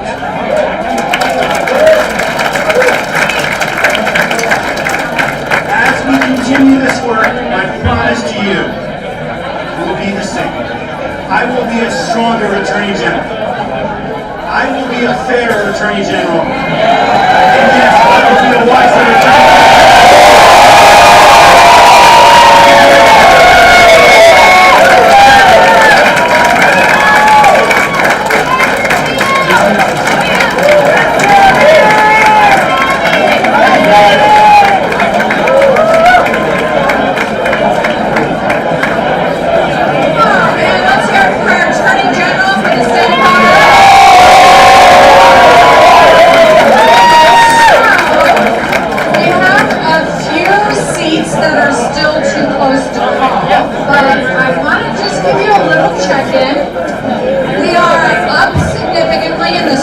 Congressional district, and what we will hold in Pro Letter C. Yadira